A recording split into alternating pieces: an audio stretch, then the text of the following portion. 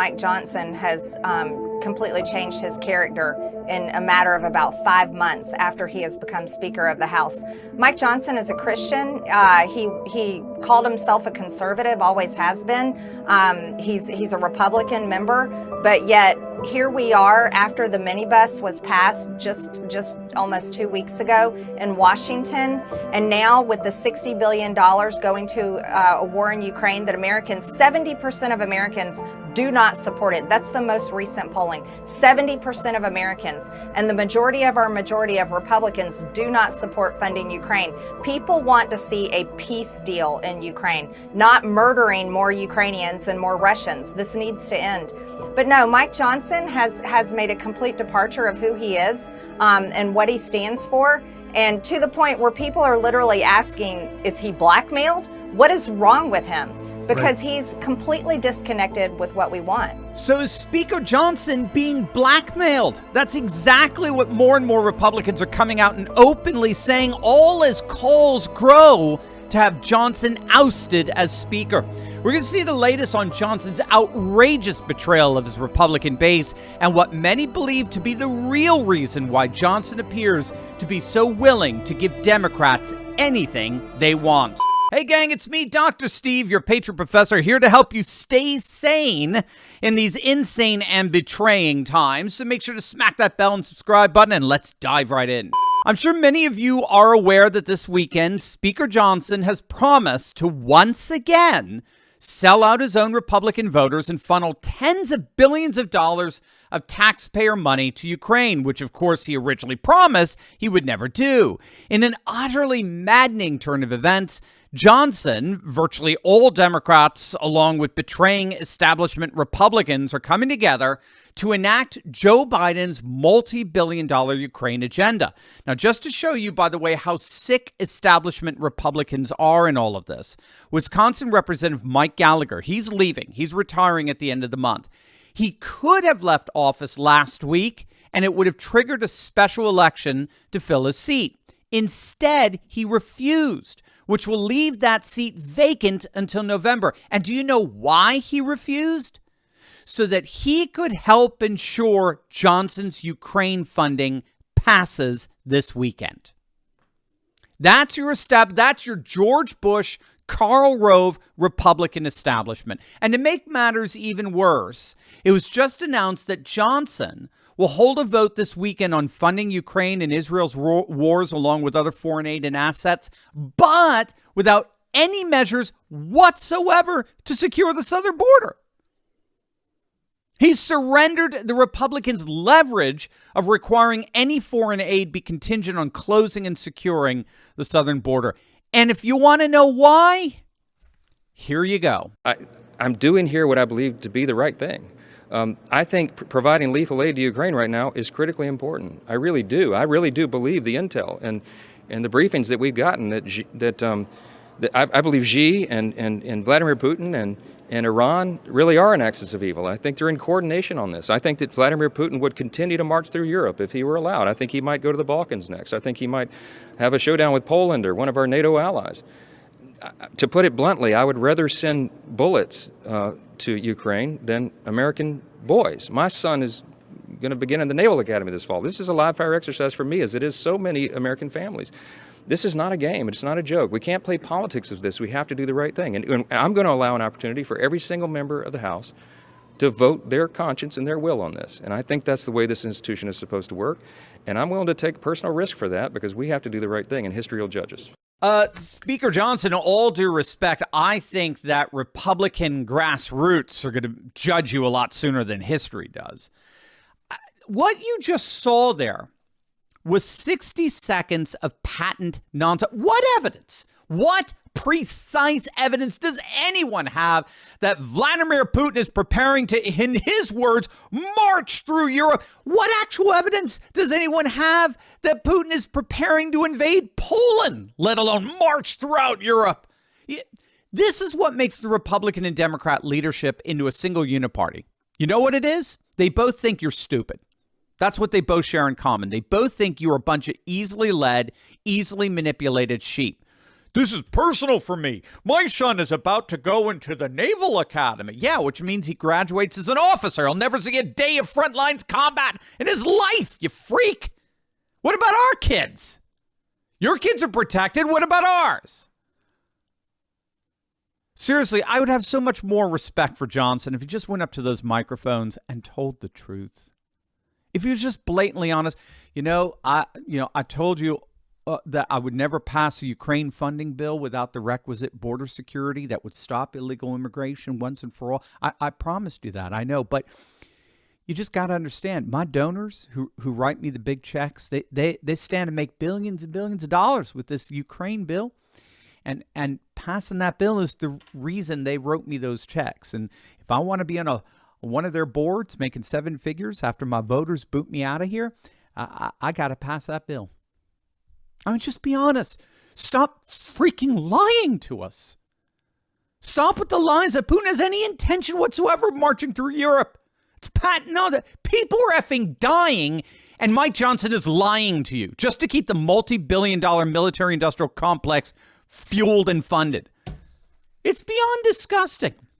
In short, when all is said and done, who needs Nancy Pelosi when you got Mike Johnson? It is without question a stunning betrayal of the Republican base that has worked so hard to put representatives like Mike Johnson in office. And look, the result is it may be the end of the line for Johnson. The MAGA wing is rising up and saying, that's it. We're done with this guy. Representative Marjorie Taylor Greene, who we heard at the beginning of the video, she sent a letter to all of her Republican colleagues urging them to support her in her motion to vacate the speakership and oust Johnson once and for all, precisely what Matt Gaetz did to Speaker McCarthy, right? Thomas Massey's come out in favor of forcing a vote on ousting Johnson. And now even Senator Rand Paul is supporting this. I think Thomas Massey's doing the right thing, and I think that the Republicans need real leadership. We need to use our power. Our people are frustrated. Why don't we use the power of the purse? Why does the debt keep getting bigger even when Republicans are in charge of the House? So I think we need somebody that has some courage and some intestinal fortitude. Hey, gang, I'm really passionate about our health, and I wanted to share with you this new supplement that I've been taking of late because it's just been so awesome. It's called NMN from our sponsor, Black Forest. And, gang, I'm serious when I say I don't know how I manage without it. The boost in my energy levels, my mental clarity, my overall well-being, it's just so good. But did you know that the FDA is actually trying to get in the way of this? It's true. The FDA is actually in the process of potentially reclassifying NMN, which stands for nicotinamide mononucleotide, as a drug instead of a supplement, which in the end only serves the interests of big pharmaceutical companies because now they get to control its distribution, leaving you and me, the consumer, out in the cold. And it's no wonder why they want to do this. Studies have shown that NMN can provide numerous health benefits, such as improved energy, weight management, endurance, strength, even anti-aging.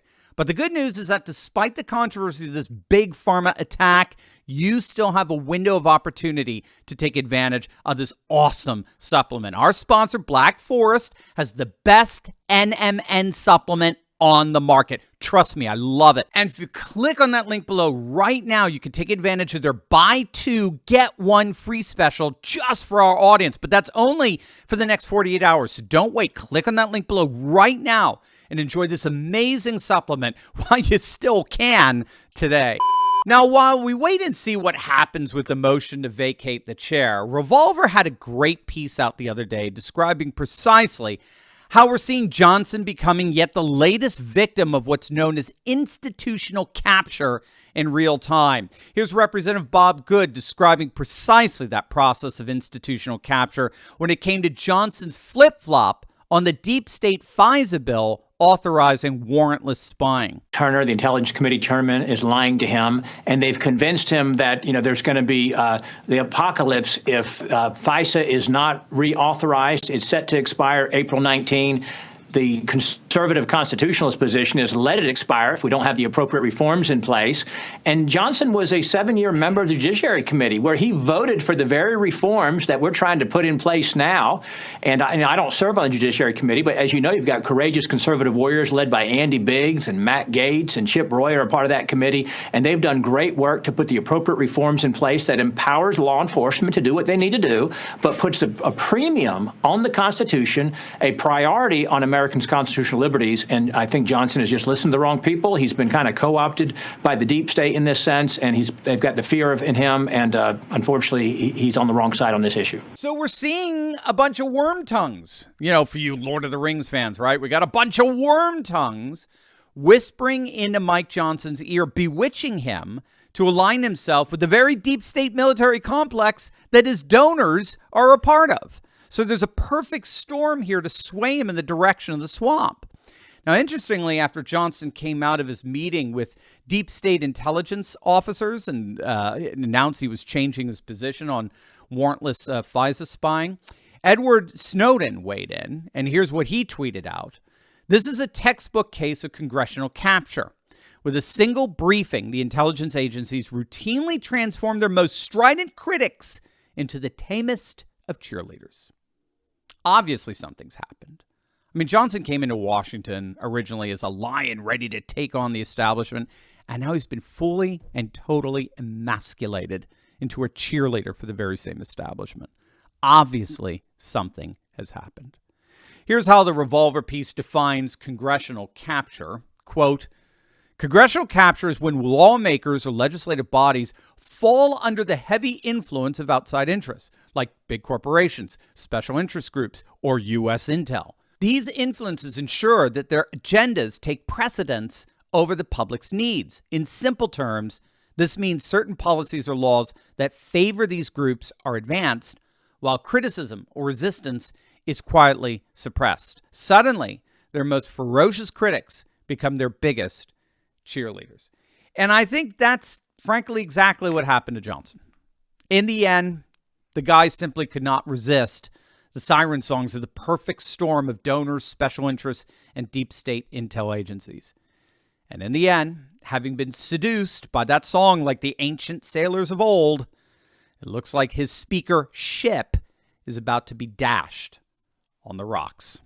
Hey, gang, I just wanted to give you a huge note of thanks to each and every one of you, the thousands of you that have recently clicked on the link below and joined our Insiders Club. As many of you know, we took a big hit from big tech. Our channel was completely and totally demonetized, but you, literally thousands of you, stepped in and you rescued me and this channel by bypassing big tech and joining our Insiders Club. You made it loud and clear to the Silicon Valley oligarchs that we're a movement, an army of like-minded patriots who refuse to be silenced by the international woke police. And so once again, I just want to take this moment to thank each and every one of you who have joined our Insiders Club for coming to our rescue. And for those of you who want to join in on the effort and take action, gang, just click on the link below and join our email list. That way we will never, ever, ever lose touch with each other, no matter what big tech does. So just click on that link below, join our email list, and become a part